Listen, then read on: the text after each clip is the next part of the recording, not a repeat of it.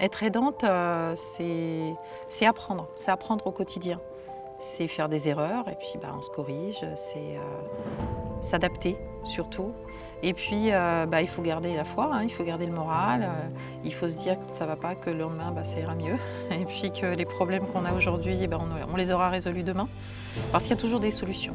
C'est pas toujours évident, mais il faut réfléchir et trouver des solutions.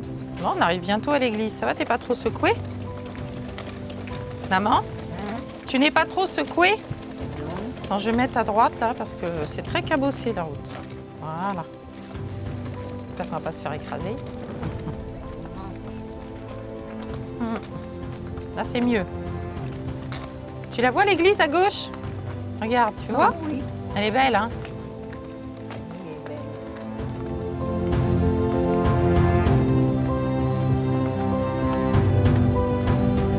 Allez, on va tourner, on va aller s'asseoir un petit peu, tu veux bien? Ouais.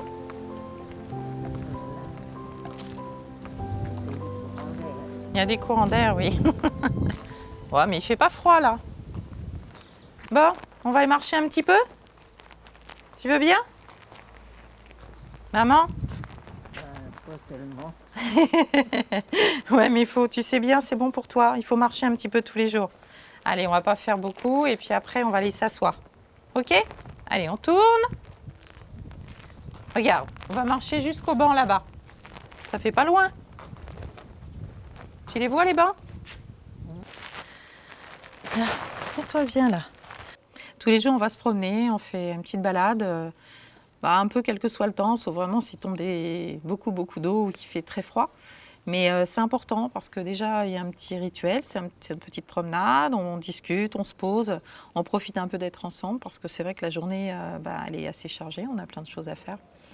Et puis on fait des activités le matin, elle fait la lecture, des puzzles, du calcul, du dessin, elle aime bien dessiner.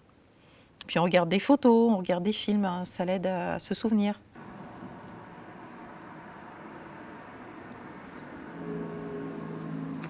Le plus difficile, en fait, c'est que on compte un peu que sur soi-même. C'est compliqué de trouver des gens compétents et puis des gens sur lesquels on peut vraiment compter.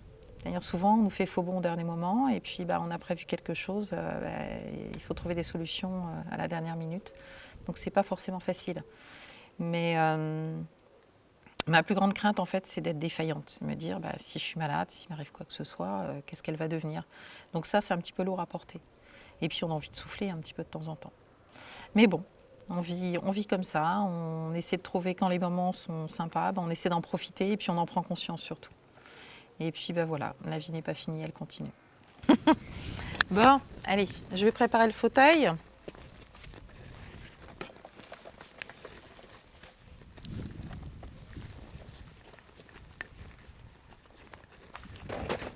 Hop, on va se mettre dans ce sens-là, puis après, on va changer.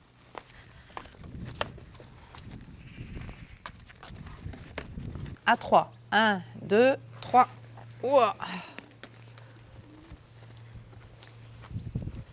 Alors c'est sûr, j'ai le dos en compote depuis que j'aide mes parents. Je connaissais pas le mal de dos, maintenant je sais ce que c'est. Allez, on descend. Hop. Allez, on avance. Tourne-toi, tu recules tout doucement, et tu t'assois. Hop là. Allez. Maman, faut que tu te redresses. Tu te redresses. C'est important. Allez, tu mets ton pied là. Pied droit. Voilà. T'es prête? Prête? Allez, go. Attends, j'enlève les freins, ça va aider. On va se mettre dans le bon sens de la route. Allez, go. Non, t'es pas bien là, t'es pas bien droite. Mets-toi correctement. Allez.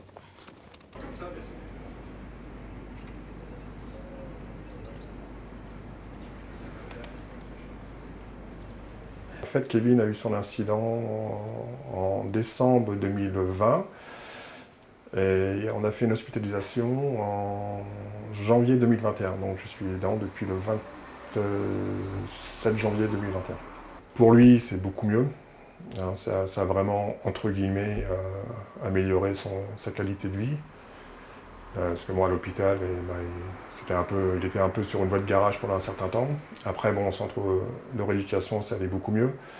Mais on voyait qu'il se morfondait dans sa chambre d'hôpital. Donc c'est pour ça qu'on a décidé une hospitalisation à domicile.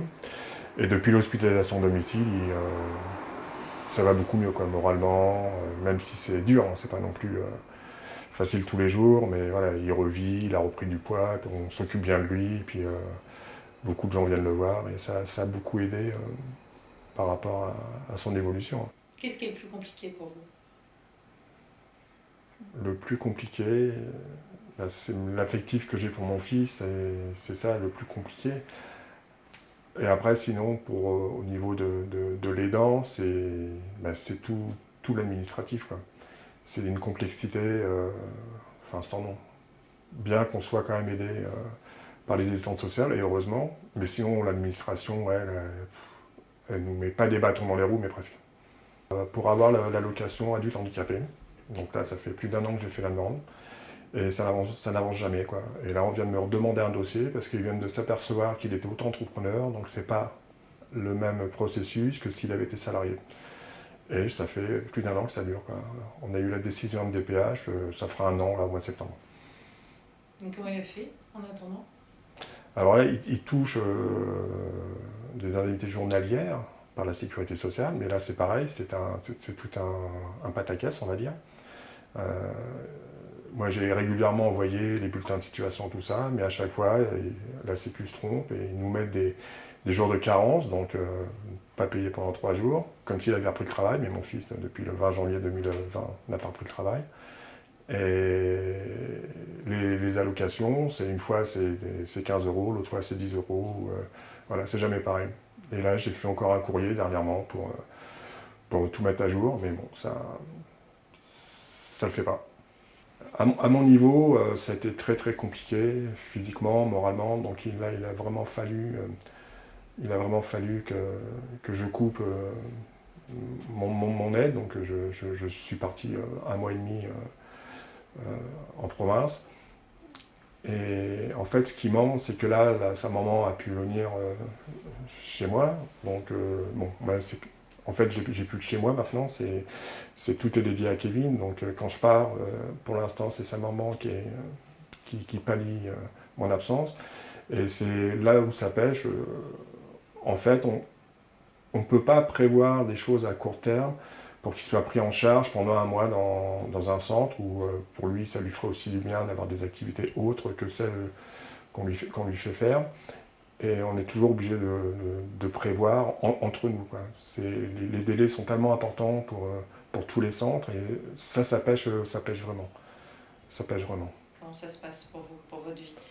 Et ben moi, c'est no life, en fait. J'ai pas de vie, j'ai mis ma vie de côté. C'est un choix encore, mais c'est vrai que là, j'ai plus de vie sociale. En fait, je m'aperçois que plus ça va, plus je suis isolé au niveau de la famille et au niveau d'amis, hein. Il y a encore des gens présents, attention, mais c'est vrai que le vide se fait normalement, enfin petit à petit, et qui est compréhensif, hein. Tout le monde a sa vie, mais souvent, en fait, mon cas fait chier les gens. Voilà. Ils sont dans leur truc, et plutôt que de savoir ce qui se passe, ils préfèrent ne pas savoir, et puis on n'a plus de nouvelles. Et ça, je l'ai remarqué depuis quelques temps.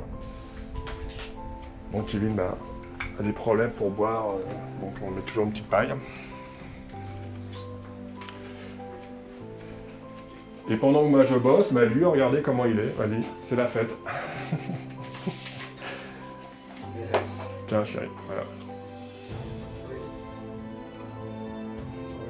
Bon voilà, là, son petit environnement, il est bien. Et je veux surtout pas lui enlever tout ça, quoi. On n'est pas préparé à devenir aidant, on ne s'en rend même pas compte, ça nous tombe dessus.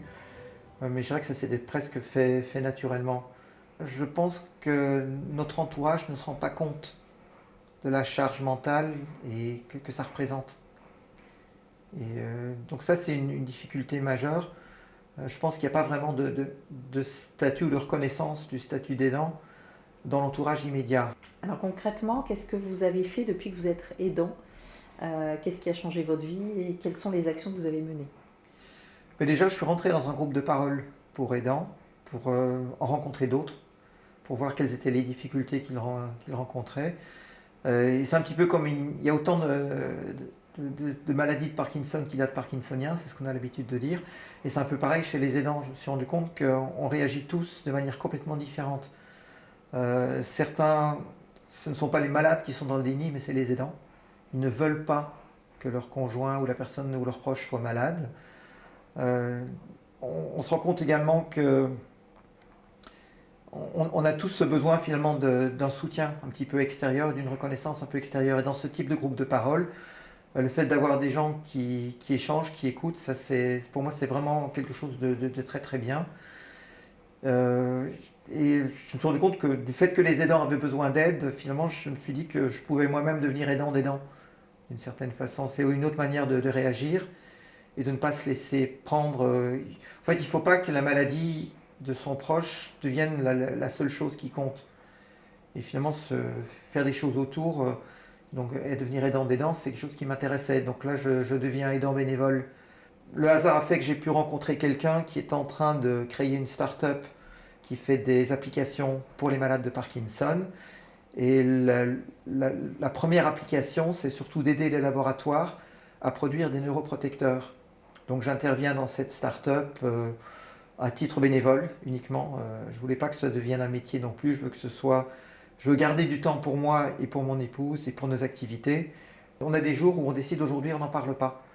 On vit comme si Parkinson n'était pas là. Alors si, bon, il y aura les médicaments à prendre parce que ça c'est indispensable. Mais on ne parlera pas de ce que la maladie peut apporter ou ne pas apporter dans les années qui viennent. On fait vraiment une journée sans, une journée off, et ça fait beaucoup de bien.